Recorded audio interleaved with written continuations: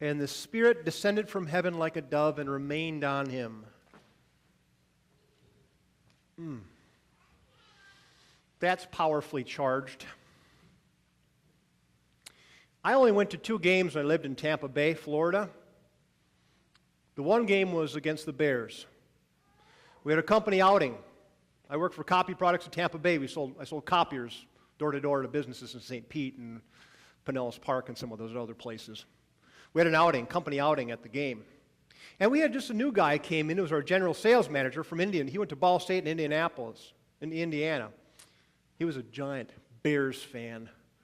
And so we sat in the Tampa Bay section, of course, because that's where we were living at the time, and that's where the company was from.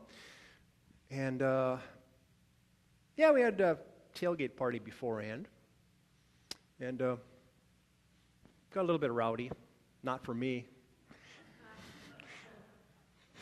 But we went to the game. And as the game was progressing, it was a close game. And I remember sitting in one of the seats, and the general sales manager, I'll call him Brian, was starting to get pretty frustrated because his Bears kept making mistakes like Bears normally do, don't they? And so the guy behind him, who was the secretary's husband, was an avid Bucks fan. My goodness. So, one thing led to another, and they're standing up and they're starting to throw punches. What in the world is going on here? This is a game. Goodness gracious. Needless to say, this Brian really never got promoted. He was in the company, but then I saw him last week. He was sweeping floors and washing. No, he wasn't doing that. But in the boss's eye, who was standing there, he actually had to break it up. Put in his mind that this guy is kind of a loose cannon. In a world where civility needs to be practiced, sometimes we see a great lack of it. Sometimes it's hard to see that, what is it again? The Spirit of God descending like a dove and remaining on Jesus and remaining on Him. We live in a fast-paced world, as you know. And I don't remember ever being part of road rage when I was growing up, but here it is today. People are in a bigger hurry, sometimes resolving conflict in the worst possible ways, almost back to the primitive stages at times. We're most advanced technologically, but sometimes in our own beings and our own selves, we haven't advanced that much.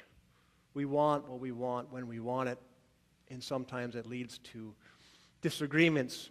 But it doesn't end there. Sometimes it goes beyond what should be, beyond civility. We talk about the shooting in Arizona. We talk about the bombings. We talk about those other things that happen.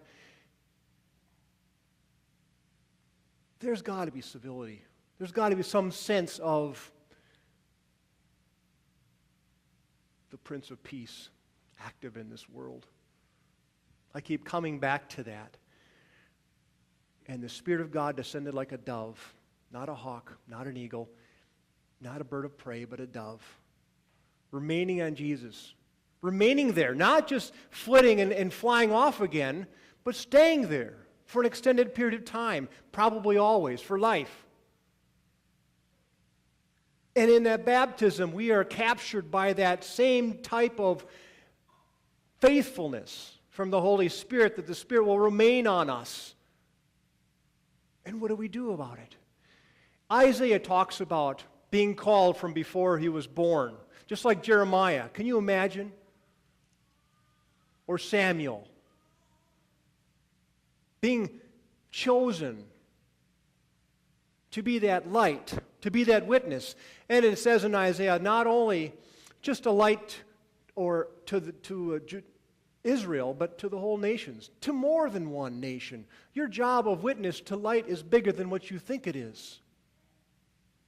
Our light, who we are, the Spirit rests on our shoulders, on our souls, pushes us to be light of the world, beyond what we ever comprehend. I know a kid who was up till first grade, couldn't say his R's. He had a speech problem.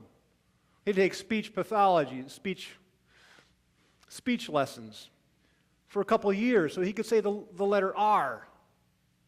Shy kid, really shy, didn't think much of himself, wanted to blend into the crowd, but yet the Lord moves in mysterious ways. And he's a preacher.